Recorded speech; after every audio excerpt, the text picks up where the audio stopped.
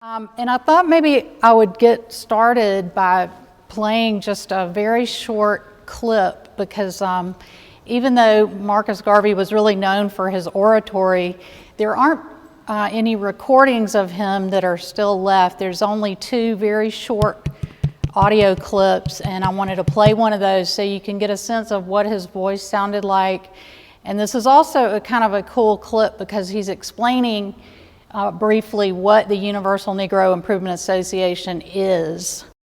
Fellow citizens of Africa, I greet you in the name of the Universal Negro Improvement Association and African Communities League of the World. You may ask, what organization is that? It is for me to inform you that the Universal Negro Improvement Association is an organization that seeks to unite into one solid body the 400 million Negroes of the world, to link up the 15 million Negroes of the United States of America with the 20 million Negroes of the West Indies, the 40 million Negroes of South and Central America with the 280 million Negroes of Africa for the purpose of bettering our industrial, commercial, educational, social, and political conditions. As you are aware, the world in which we live today is divided into separate race groups and distinct nationalities. Each race and each nationality is endeavoring to work out its own destiny to the exclusion of other races and other nationalities. We hear the cry of England for the Englishman, of France for the Frenchman, of Germany for the German, of Ireland for the Irish, of Palestine for the Jew, of Japan for the Japanese, of China for the Chinese. We of the Universal Negro Improvement Association are raising the cry of Africa for the Africans, those at home and those abroad. Okay, so what I'm going to do is just briefly kind of put all this in context, and I'm work my way down to the UNIA division in Chattanooga. And I'm just calling it Black Community Organizing in Chattanooga in the 1920s. So when you think about Black leadership, most people from this time period, you first of all think of Booker T. Washington, and you think about W.E.B. Du Bois, and usually these people are presented to us when we're getting our education, K through 12 education, but you don't really hear much about Garvey. So this was something that about 25 years ago I became very interested in, and why don't you hear about Marcus Garvey? And then the classic sort of setup for learning about Washington and Du Bois is to say that they were kind of enemies and they were, kind of not working toward the same goal. And that's really not that accurate. They were working for racial advancement, but they had different ideas and strategies for doing it. And the context that we're talking about today is the 1920s and the period just after World War I.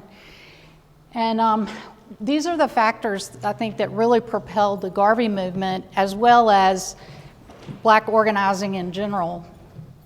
And, because during slavery, enslaved people it was illegal to teach them to read. So there was a lot of catching up to do in terms of literacy.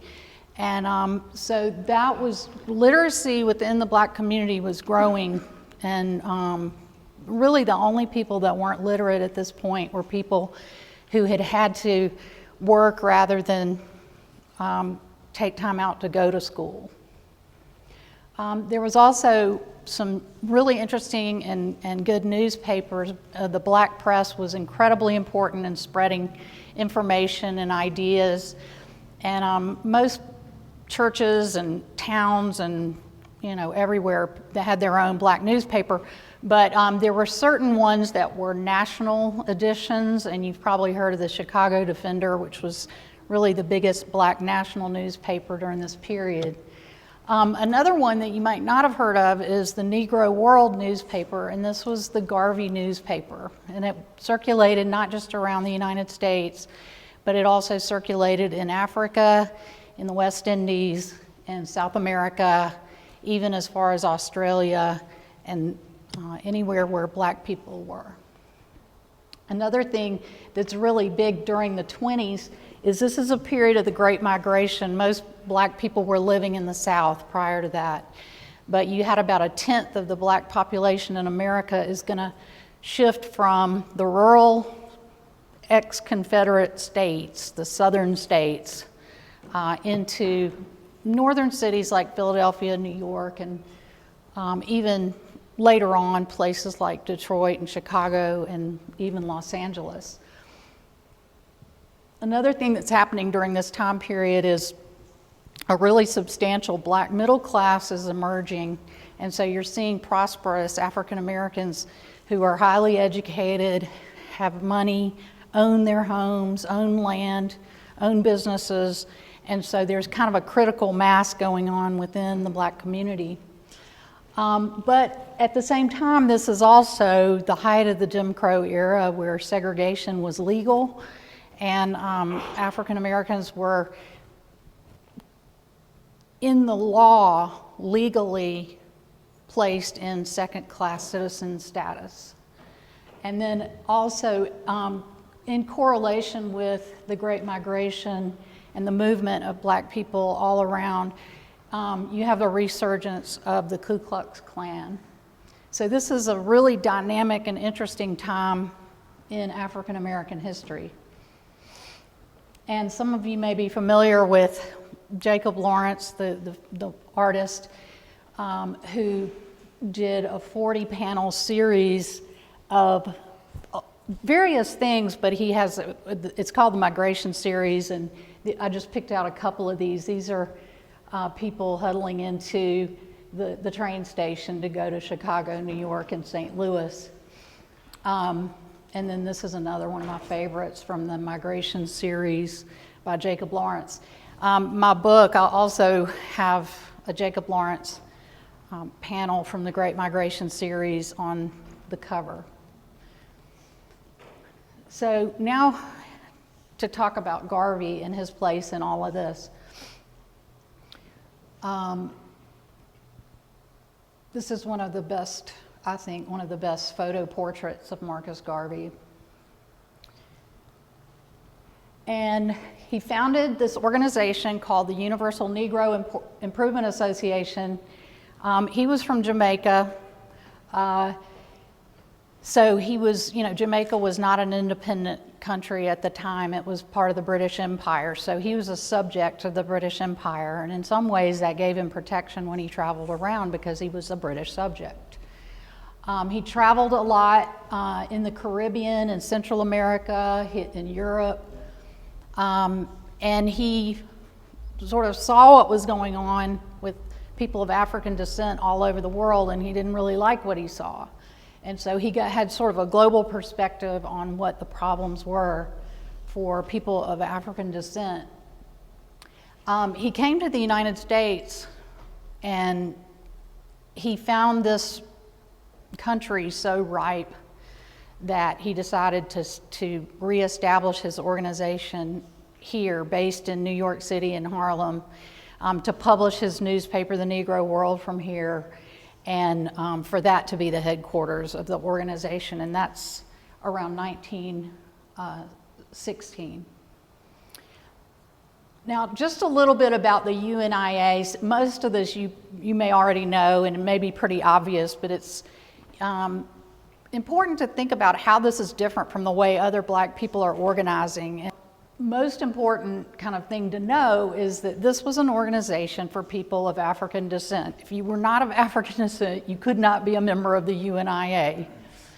So it was race conscious. It was, from the get-go, it was organizing people into categories based on the idea of that there was a Negro race. If you think in contrast about like the NAACP, their organizing principle was equal citizenship of all Americans. It didn't address the idea of race. It was, assuming that integration was kind of the terminal point. When you look at the numbers of people who were in the UNIA overall, there were divisions, and the name divisions instead of chapters is significant because a division, when you think of a division, that's a military term. Okay, so there's a lot of these kind of references to the military and to army type things. Well, the divisions, local divisions, were anywhere where black people lived. They formed divisions of the UNIA, but a vast majority, 80% of the divisions of the UNIA were in the United States. And some of the goals, the things that you heard in Garvey's speeches and in his rhetoric was his disappointment that African Americans and African people of African descent, didn't love themselves, that they had sort of absorbed all of the negative that had been put upon them over many, many years. And so race pride was really the key, and he did a lot in the Negro World newspaper and also in his speeches, and to always remind people of African heritage that there was a lot to be proud of. He also said, you know, the only way that people who have had power taken away can be powerful is to be organized and to be together. And so this is a really crucial part of the organizing philosophy, is that unity and organization is essential. And you know, there were people of African descent living in places all over the world, and his idea was, if you're of African descent, you should be loyal to your race first, and then, let's say you're an African American, then to the United States second.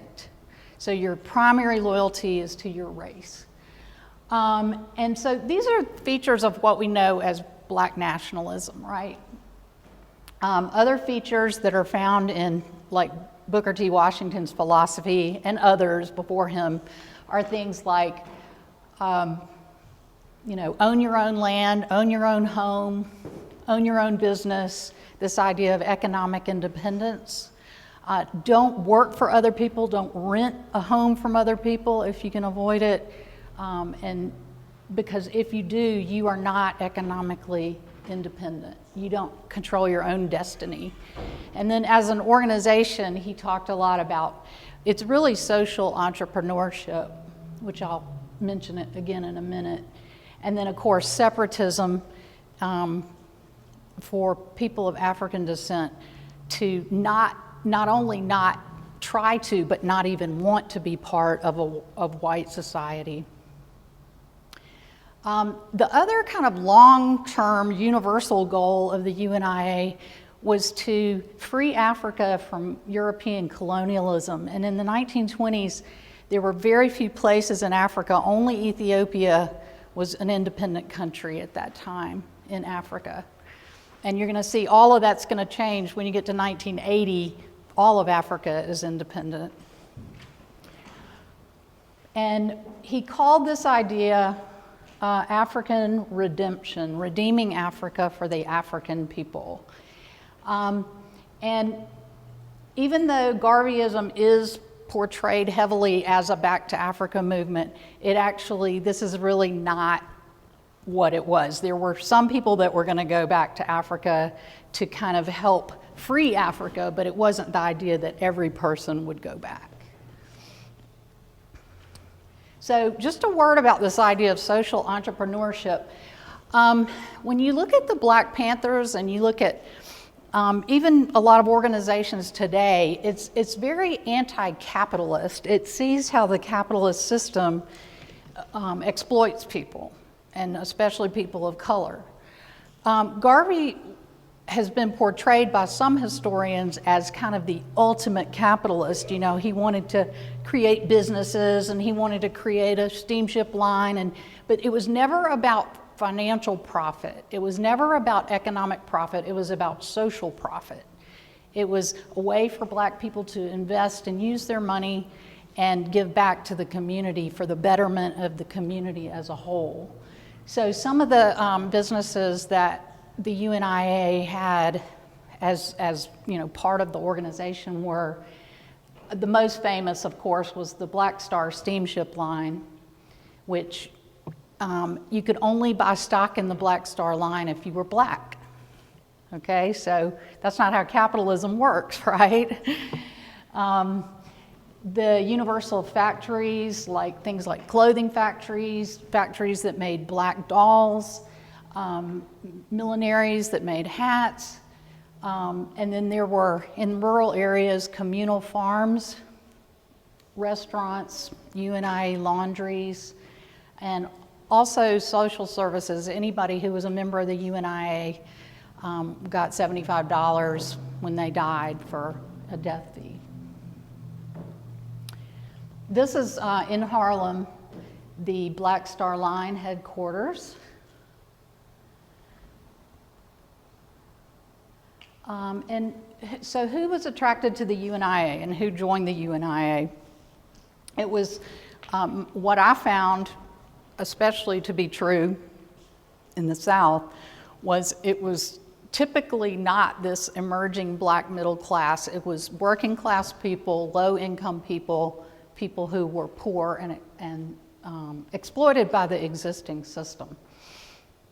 The large urban divisions, the places that William was talking about that we kind of all associate with the Garvey movement, like New York City, Chicago, Cleveland, Los Angeles, these were big divisions with tens of thousands of members, but there were also very small divisions in tiny little rural hamlets. And that map that I handed out, you can see each one of those dots represents a place where there was a UNIA division.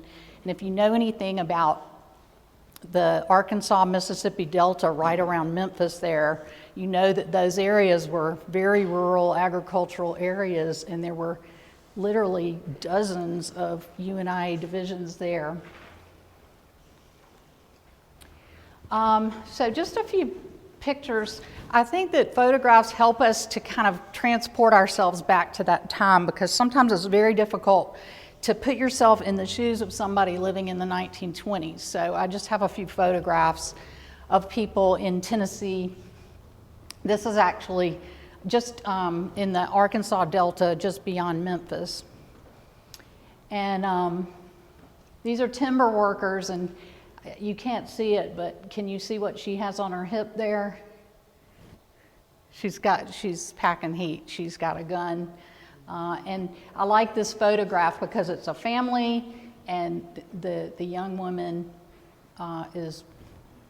she's armed for self-defense. And this is a big thing. This was a big part of the Garvey movement too, was armed self-defense.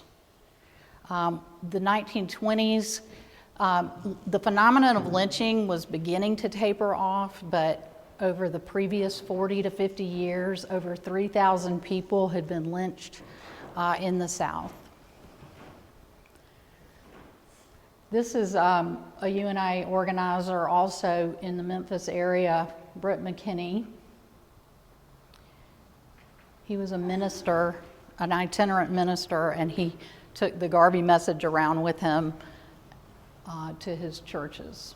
So this was a very kind of church-based organization in the South as well. That was a really natural place for this kind of political organization to take place.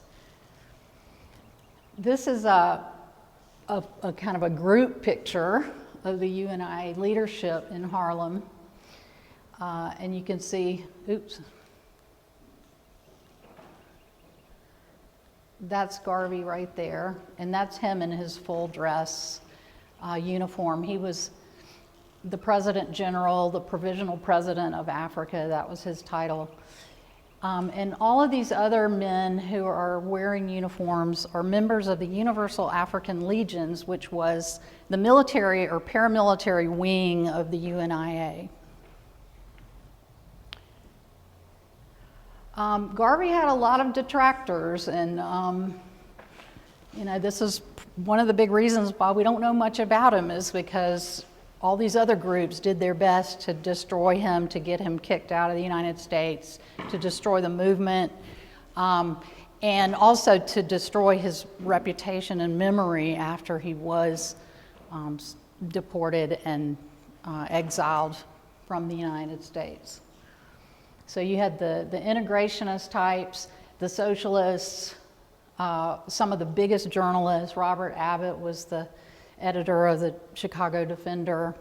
And then, of course, another really huge handicap for Garvey was that the Federal Bureau of Investigation was after him from the very beginning.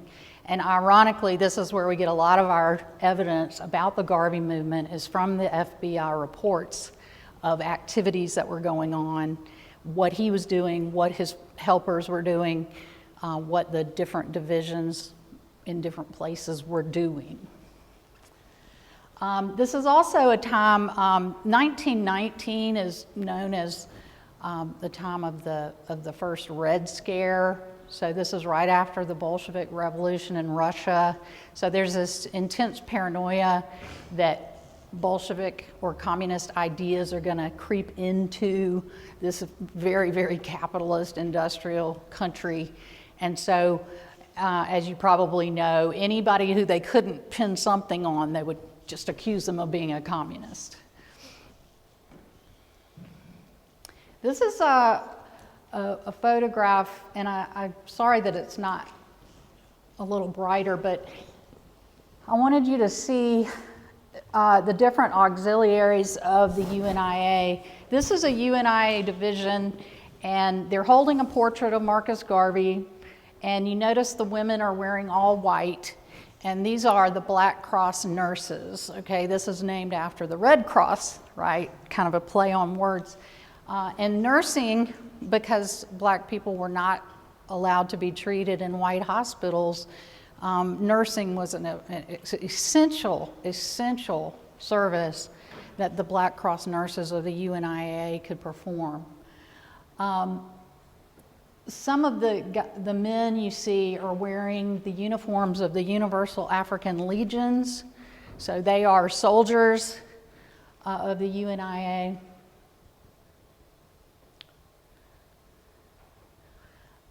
Okay, so now Tennessee, coming closer to home. When Garvey came to the United States, he did sort of an exploratory tour, and he only went to two places in the South. Interestingly enough, he went to Nashville and he went to Atlanta. And if he went from Nashville to Atlanta, he had to have come through Chattanooga. I know that much. But he made speeches in both Nashville and Atlanta in 1917. And so this was like the spark that lit the flame. Nashville had the earliest UNIA division in Tennessee, and it was chartered in 1921. But these are the other divisions that we know of that existed in Tennessee. It's not a huge number, but the Chattanooga division alone was so significant that it really deserves a lot of attention. Alcoa, Chattanooga, Franklin, Henry County, Hyde Park, Knoxville. There were two divisions in Knoxville. Memphis, South Nashville, so obviously there were two in Nashville. Newmarket, and Paris. And there was even an appointed state commissioner for the state of Tennessee, and his name was Theophilus Cornelius Glashan, and he was from Sierra Leone. Very interesting guy. I had not done a lot of deep research on him until I was getting ready to come up here, and I think I'm actually going to write an article about him now because he is so interesting. Somebody took this picture, and William sent it to me. This is on 4th Avenue. Did you take this picture? No, Annie Thomas, one of the co-founders of our organization. Okay. Yeah. This is where Liberty Hall of Chattanooga. Liberty Hall was the name for the place where the UNIA met. So if you owned your own building for your division, you called it Liberty Hall. So Chattanooga's Liberty Hall was at this spot. It was in the building that had been the Steele's Orphanage. If anybody knows the history, a little more history of Chattanooga than I do. And there were 3 people that I identified as really key players in the Chattanooga division. And forgive me if I don't have this all at my fingertips, but these are the people that I've been kind of reading up on and researching the last few days so that I could give you a little more specific information. We know from the FBI reports a lot about what was going on with the active divisions, but we also know because each division was asked to send a report to Harlem, to the headquarters, and these short reports would get printed in the Negro World newspaper and then distributed out around the world. So people in the organization that read the Negro World really had a good sense of, I'm a part of something very big.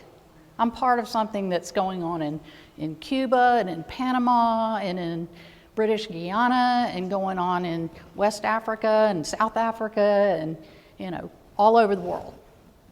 And so the reports are a very interesting way to kind of read up on what was going on in various places. And you didn't have a report for every division every single week, but you know, if you scan through there, you can kind of follow the trail of whatever division you want to follow and see what was going on and who was involved. And now that we have Ancestry, which I don't know if y'all use that online, but that's a wonderful tool. If you just have a person's name, you can really find out a lot about them through that database. So that's how I found out a lot of things about these three people.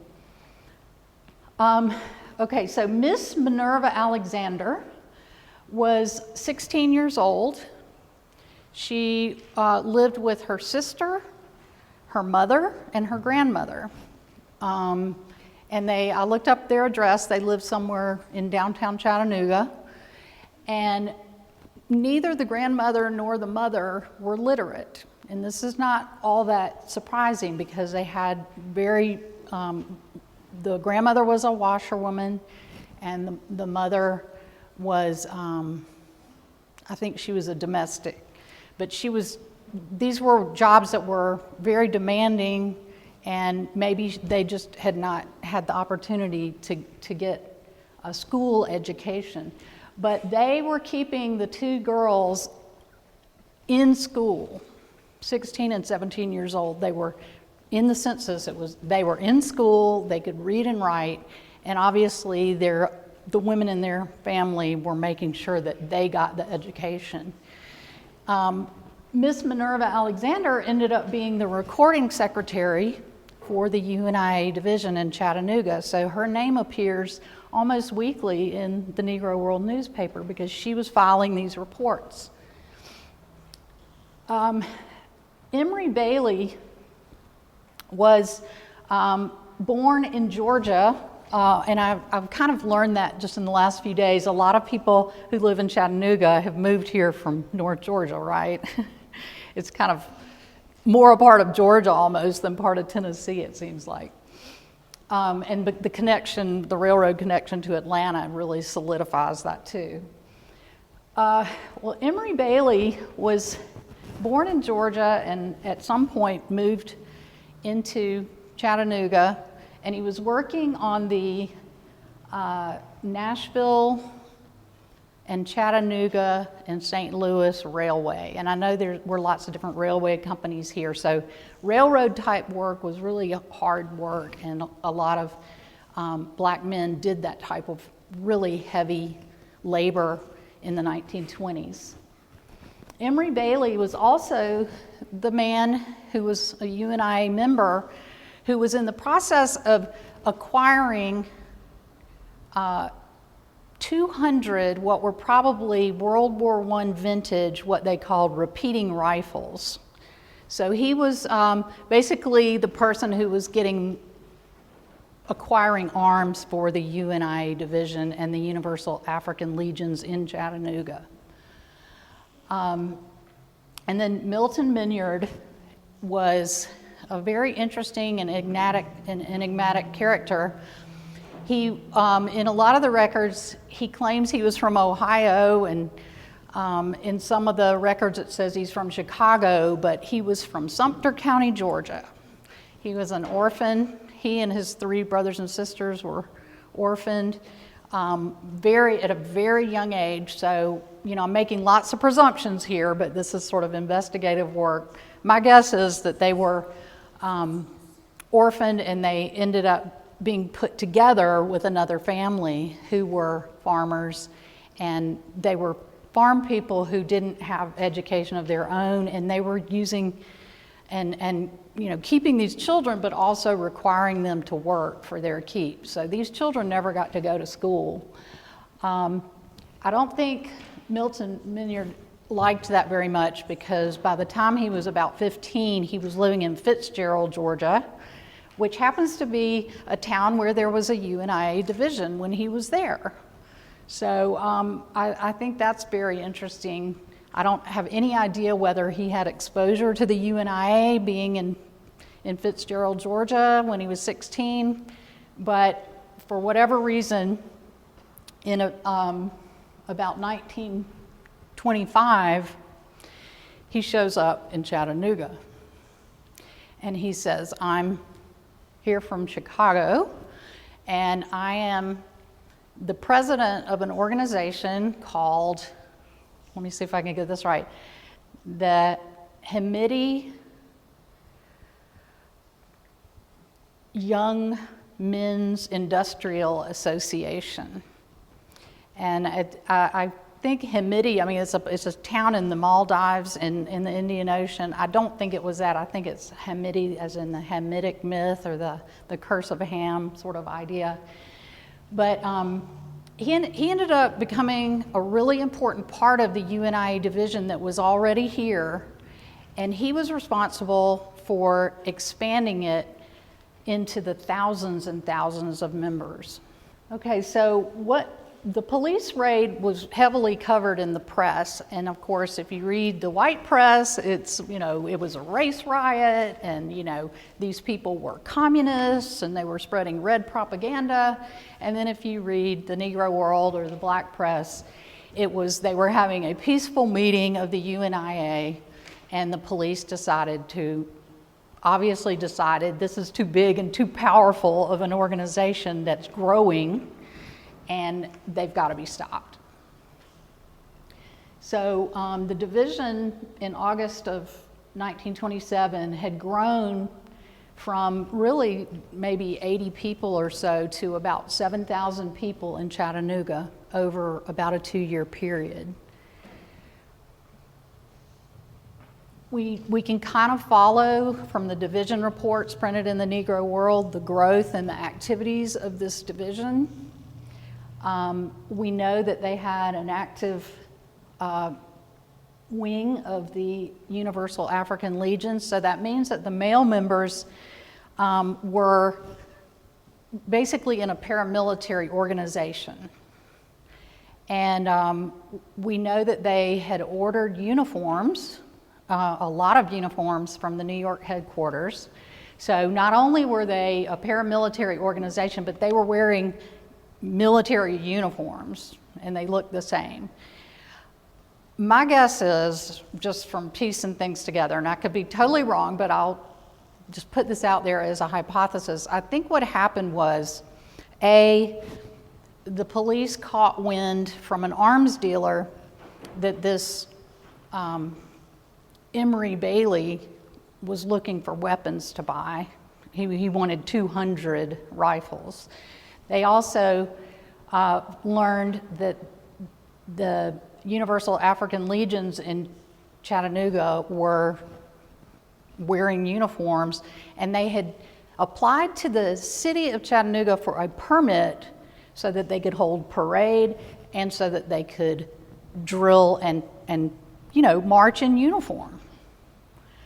And this was something that the city of Chattanooga denied them the permit to do, but also it really put this organization on their radar. And it wasn't too long after this that the police raid occurred. So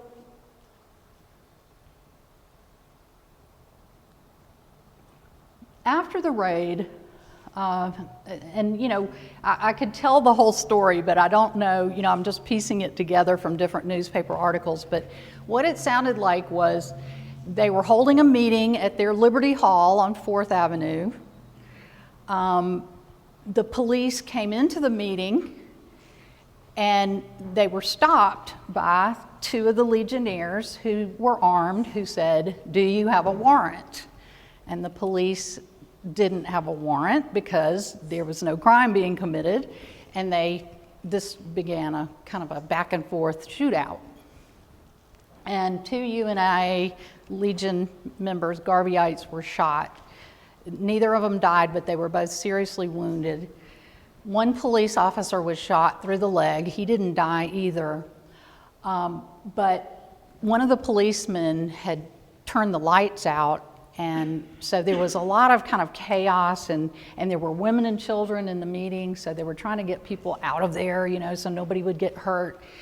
And the police were pursuing people, trying to arrest people. They had brought out the entire police force to do this for backup. They confiscated all the weapons. They went around from house to house in the neighborhoods. Suspected members of the UNIA were, shaken down, and their weapons were confiscated. And so what ends up happening is, there's numerous arrests. There are the leaders, people like Emory Bailey and Milton Minyard are never come back to Chattanooga. And I found both of them in places in either Ohio or Michigan. And this was a really interesting thing that I found just by chance. And that was, there was a little small article in the newspaper, the Chattanooga newspaper, in December of that year. This is only a few months after the alleged race riot. And it was, the city government had decided to form what they called an interracial commission, and they wanted the leading black members of the community and the white leadership of the community to get together to address some of the grievances of the black community, things like housing, sanitation, health care, the very issues that the UNIA was trying to address. And so it was very clear that this event had precipitated this kind of effort to bring black and white leadership together.